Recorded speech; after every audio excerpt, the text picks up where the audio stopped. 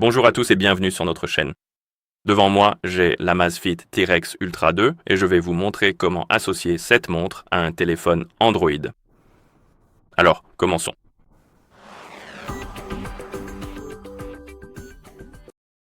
La première chose à faire est d'allumer votre montre et vous pouvez l'allumer en appuyant longuement sur le bouton arrière.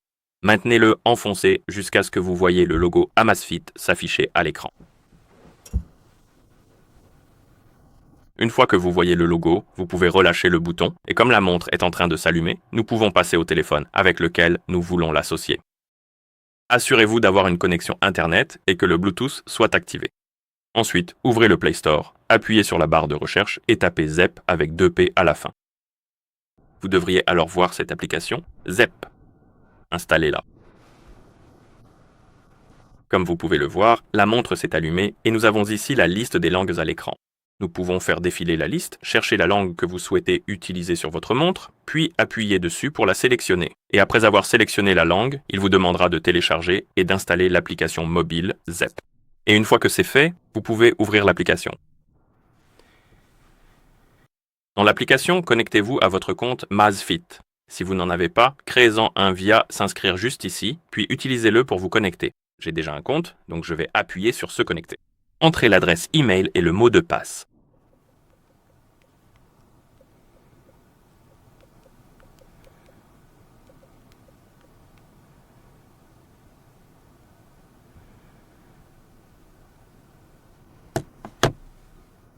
D'accord, et après vous être connecté, vous verrez la page d'accueil de l'application.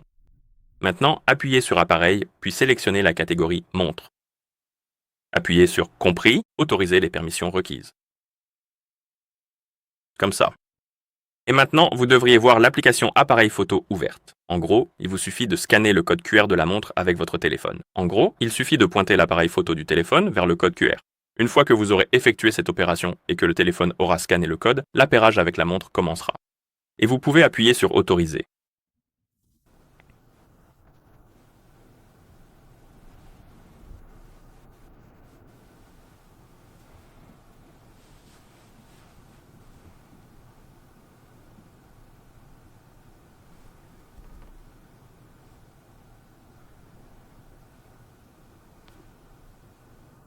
Nous pouvons maintenant appuyer sur Suivant. Ici, nous pouvons activer certaines notifications, autorisation ou accès aux notifications, ce qui vous permet essentiellement de recevoir les notifications de votre téléphone sur votre montre. Vous pouvez aussi l'ignorer si vous ne l'aimez pas. Je vais l'activer pour les besoins de la vidéo. Ensuite, nous avons les appels Bluetooth. En gros, vous pourrez démarrer les appels avec votre montre et les prendre.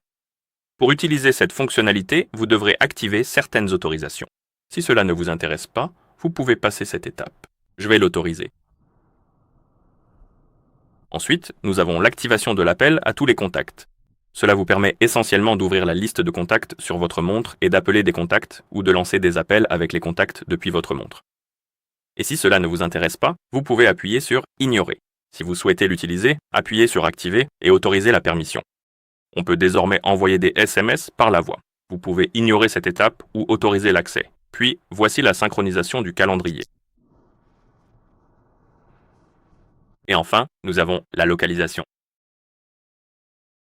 Nous avons aussi l'activité de l'application en arrière-plan. C'est utile si vous souhaitez garder une connexion continue avec votre montre. Donc si vous voulez recevoir les notifications en permanence, car parfois votre montre perd la connexion avec le téléphone, parce que vous fermez l'application et la batterie, l'économie d'énergie va en fait fermer l'application en cours d'exécution et vous devrez la rouvrir pour la réactiver. Et si vous l'activez ici, dans l'autorisation d'activité en arrière-plan, elle restera ouverte en arrière-plan. Et elle pourra ainsi envoyer les notifications en continu à la montre.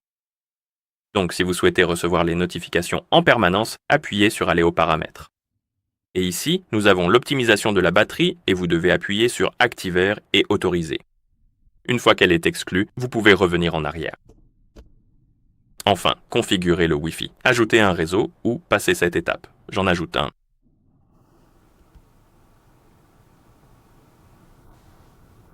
Sélectionnez le réseau Wi-Fi, saisissez le mot de passe,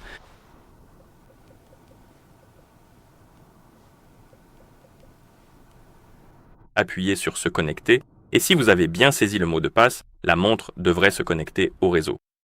Très bien, ici nous pouvons configurer nos objectifs d'activité quotidienne. Vous pouvez choisir de le régler en fonction des pas ou des calories, puis ajuster les valeurs en appuyant dessus. Et modifier la valeur selon vos préférences. Et une fois que vous avez terminé, vous pouvez appuyer sur Suivant. Ici, nous pouvons activer les rappels d'objectifs sur notre montre. Rappel de se lever, rappel d'atteinte d'objectifs, ce genre de choses. Ou vous pouvez les désactiver si vous ne les aimez pas. Ensuite, vous pouvez appuyer sur Suivant. Ici, nous avons un aperçu de la montre. Je vais appuyer sur Terminer. Terminer. Comme vous pouvez le voir, nous pouvons également installer des cartes. Je vais le faire plus tard, mais si vous souhaitez utiliser des cartes hors ligne, vous pouvez appuyer sur Installer et attendre que l'installation soit terminée. Mais à ce stade, sur la montre, vous devriez voir les options de taille du texte. En gros, vous pouvez ajuster la taille du texte. Ensuite, appuyez sur le bouton Sélectionner et la montre va charger, et maintenant vous devriez pouvoir l'utiliser. Et comme vous pouvez le voir, il est indiqué que vous avez votre montre juste ici. Il est indiqué Connecté, et vous avez le niveau de batterie, ce qui indique également que la montre est connectée à votre téléphone.